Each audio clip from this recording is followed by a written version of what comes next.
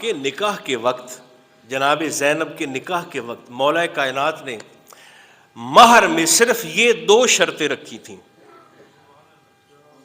جناب عبداللہ سے کہا تھا بیٹے مال نہیں چاہیے، 2 باتیں ہیں. حضور حکم فرمایا پہلی بات تو یہ ہے زینب ہے اپنے بھائی حسین کی عاشقہ،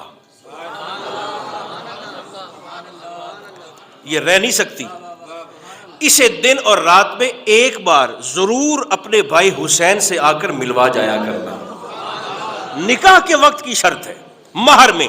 اور دوسری شرط یہ ہے کہ جب بھی حسین کسی سفر کا ارادہ کرے اور زینب ساتھ جانے کا ارادہ اور نیت کر لیں تو میرا حکم ہے اور شرط ہے کہ زینب کو روکنا نہیں ہے،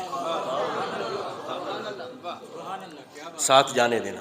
یہی وجہ ہے کہ بی بی کا دوسرا لقب ہے حیات الحسین، حسین کی زندگی.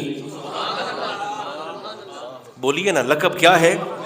حیات الحسین، حسین کی زندگی. میدان کربلا میں یزیدیوں نے اپنی طرف سے مار ڈالا تھا، شہید کر دیا، مگر سر حسین کو ایسے نیزے پہ بلند کر کے سیدہ زینب چلتی ہیں اور راستے میں جو بڑا شہر آتا ہے، راستے میں لوگوں کا جہاں جم غفیر آتا ہے، وہاں بی بی سر حسین سے مخاطب ہو کر حکمن کہتی ہیں میں وقت کی ولیہ بن کر اور نائب علی بن کے تجھے حکم دیتی ہوں پڑھ قرآن اور تلاوت کر کے لوگوں کو سنا.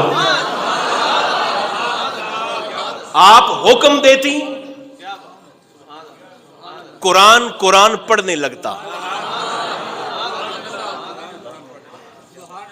پھر میں یوں نہ کہہ دوں ممبر پہ بیٹھ کے کہ جو حسین پہ حکم چلائے اسے سیدہ زینب کہتے ہیں.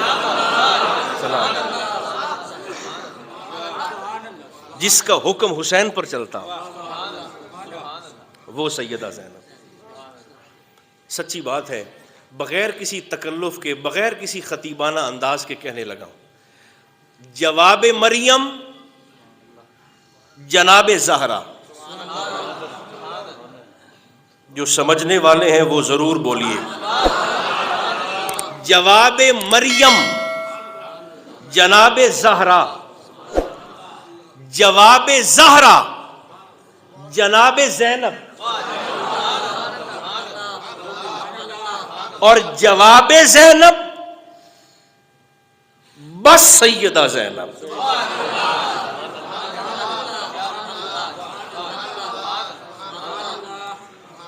مریم کا جواب فاطمہ ہے، فاطمہ کا جواب زینب ہے، اور زینب وہ شخصیت ہے جو آپ ہی اپنا جواب ہے. عقیلۂ بنو ہاشم آپ کا تیسرا لقب ہے. عقیلۂ بنو ہاشم، ہاشمیوں کی سیانی بی بی، عقل مند خاتون. ایک تحفہ بھی لیتے جائیں آج. فجر کی نماز کے بعد 2 سنتیں پڑھ کر، فرض سے پہلے 2 سنتیں پڑھنے کے بعد، فجر کی نماز کے بعد 69 مرتبہ تسبیح پر، 69 مرتبہ عدد یاد رکھیے، 69 مرتبہ تسبیح پر یہ زبان سے کلمات ادا کیجئے. یا حاکمو بے حق زینب، دہرا دیں تاکہ تسلی ہو جائے ہر کسی کو. یا حاکمو بے حق زینب، حاکم اللہ کا صفاتی نام ہے. حاکم کے عدد بھی 69، زینب کے عدد بھی 69، تسبیح کا عدد بھی 1 کم 70، 69. یا حاکمو بے حق زینب 69 مرتبہ اس حاکم کو زینب کا واسطہ پیش کریں، پھر جو جی میں آئے رب سے دعا مانگیں.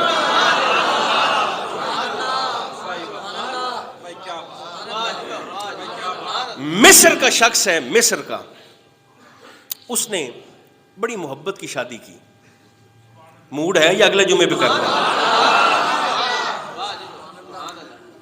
بڑی محبت سے شادی کی اس نے.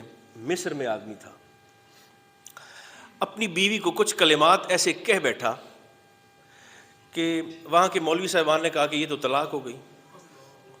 بڑا پریشان، اپنی بیوی کے پاس آیا اور کہنے لگا کہ بڑی محبت کی شادی کی ہے، تجھے چھوڑنا بھی نہیں چاہتا، حضور کے خاندان کی اکیلا، تجھے چھوڑنا بھی نہیں چاہتا، بیوی سے کہنے لگا، لیکن لوگ کہتے ہیں، مولوی صاحبان کہتے ہیں کہ طلاق ہو گئی، اب کیا کروں؟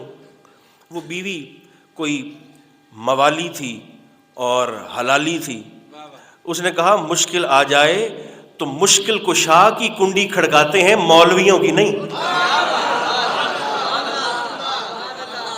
جاؤ مدینہ اور وہاں جا کر مسئلہ پوچھو حضور کے خاندان سے، جیسا فرما دیں اس پر عمل کر لینا۔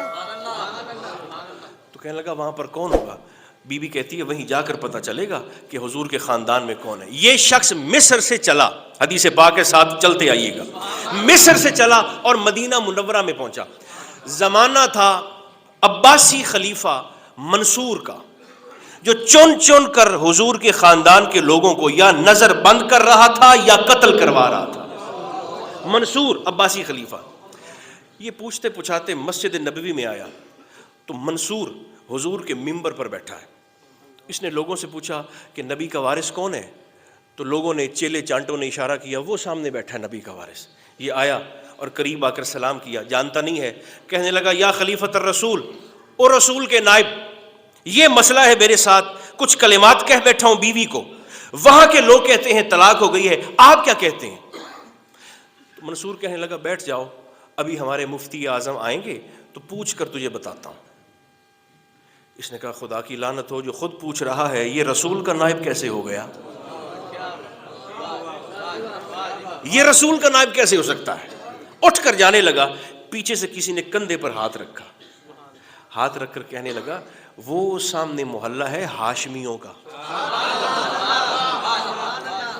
اور وہاں ڈیرے ہیں کچھ سیدوں کے، تو وہاں چلے جاؤ، وہاں امام جعفر صادق کو اس نے نظر بند کر رکھا ہے، لیکن ہمیں نہیں پتا کہ ان کا گھر کہاں پر ہے، گلی میں سپاہیوں کا پہرا ہے، کسی کو جانے نہیں دیتے، نہیں جانتے ان کا گھر کون سا ہے۔ اگر تیری قسمت اچھی ہے تو جا کر امام جعفر سے ملاقات کر لو۔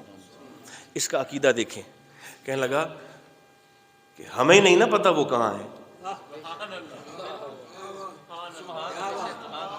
ہم نہیں جانتے نا وہ کہاں ہیں، وقت کا امام تو جانتا ہے کہ ملاقات کرنے کون آیا ہے، کوئی نہ کوئی سبیل بن جائے گی۔ یہ بہانے سے گلی میں جاتا ہے، سپاہی اسے بھگا دیتے ہیں۔ 2 مہینے یہ بندہ مدینہ منورہ میں رہا، بہانے سے گلی میں جاتا ہے، سپاہیوں کا پہرا ہے، نظر بندی ہے امام کی، واپس بھگا دیتے ہیں۔ بالآخر ایک دن مایوس ہو کر کہنے لگا کہ اب واپس مصر جاتا ہوں، ملاقات مشکل ہے۔ مدینہ سے واپس مصر جانے لگا، آدھ رستے میں پہنچا تو کہنے لگا، اچانک دل میں خیال آیا کہ 2 مہینے مدینہ میں رہا ہوں، ایک ٹرائی اور نہ کر لوں، شاید قسمت ساتھ دے دے۔ آدھ رستے سے واپس آیا مدینہ منورہ میں، جیسے ہی شہر میں داخل ہوا تو سامنے سے نا ایک چھابڑی والا آ رہا ہے، سبزی والا، کدو، ٹینڈے، آلو۔ اس نے روکا، اس نے پوچھا کیا کرتے ہو؟ اس نے کہا سبزی بیچتا ہوں۔ کہنے لگا کبھی ہاشمیوں کے محلے میں بھی گئے ہو؟ اس نے کہا روز جاتا ہوں سبزی بیچنے۔ کہنے لگا اچھا پھر یہاں بیٹھو، مجھے پوری چھابڑی سبزی والی بھی دے دو، اپنی پگڑی بھی دے دو، اپنے کپڑے بھی دے دو، میرے کپڑے مفت لے لو، اپنے کپڑے قیمت کے ساتھ دے دو، چھابڑی بھی، پوری سبزی بھی، پٹکا بھی۔ اس نے دے دیا، چھابڑی سر پہ اٹھائی اور مدینہ منورہ کی گلیوں میں ہوکے لگاتا لگاتا ہاشمیوں کے محلے وے مائیا تیرے ویکھن نو، چک چرخا گلی دے وچ ڈاواں، ہوکے دیتا دیتا ہاشمیوں کے محلے میں آیا۔ سپاہی نے روکا کون ہو؟ اس نے کہا صاحب سبزی بیچتا ہوں۔ تو کہنے لگا پہلے کبھی آئے ہو؟ اس نے کہا جی آ کر یہاں روز بیچتا ہوں۔ تو کہنے لگا پتہ ہے یہاں پر پہرا ہے اور یہاں کون قید ہے؟ اس نے کہا جی میں تو نہیں جانتا، پردیسی ہوں۔ انہوں نے کہا ٹھیک ہے جاؤ بیچو۔ چلتا چلتا ہر گھر کو امامت کی خوشبو ایسے سونگتا ہے جیسے مصطفیٰ کی اونٹنی انصاری کے گھر کو نہیں سونگتی تھی۔ ایک ایک گھر کے باہر سے خوشبو امامت کو سونگتا سونگتا چلتا چلتا ایک گھر کے دروازے کے باہر آ کے کھڑا ہو گیا اور ہوکا لگایا اس نے، سبزی لے لو. اندر سے خاتون نکلی بی بی, اور اس سے مخاطب ہو کر کہنے لگیں کہ گھر والے کہتے ہیں کہ کل بھی تو باسی سبزی دے کے گیا تھا, آج ہم سبزی خود دیکھ کر خریدیں گے, حکم یہ ملا ہے کہ سبزی لے کے اندر آؤ.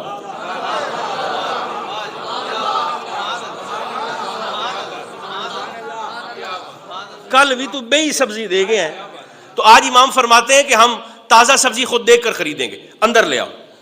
جب اندر جانے لگا تو سپاہی بھاگے, انہوں نے کہا اندر کہاں جا رہے ہو؟ تو کہنے لگا جی گھر والوں نے تانا دیا ہے, اعتراض کیا ہے کہ کل بھی باسی سبزی تھی, تو آج میں اندر جا کر تسلی کر کے سودا دوں گا. سپاہیوں نے کہا ہم بھی تیرے ساتھ چلتے ہیں. اندر گئے تو جا کر نا یہ سین میں سامنے چھابڑی رکھ کے بیٹھ گیا, اور ایک دروازے پر ٹک ٹکی باندھ کر, اگر میں اپنی محبت میں یہ جملہ کہہ دوں اور آپ بھی قبول فرما لیں, ایک دروازے پر ٹک ٹکی باندھ کر ایسے انتظار کر رہا ہے جیسے قبلہ کلیم اللہ کو یہ دور پر نہیں کر رہے تھے.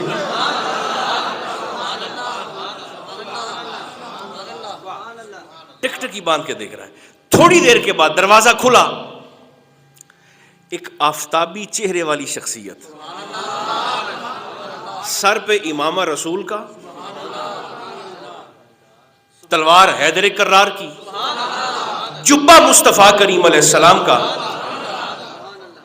اور چلتے ہوئے تشریف لا رہے ہیں. قریب آ کر بیٹھے, نظر پڑی تو بے ساختہ اس کی زبان سے تکبیر نکلی, اللہ اکبر, اور مبہوت ایسا ہوا جیسے پہلی دفعہ زلیخا نے یوسف کو دیکھا ہو.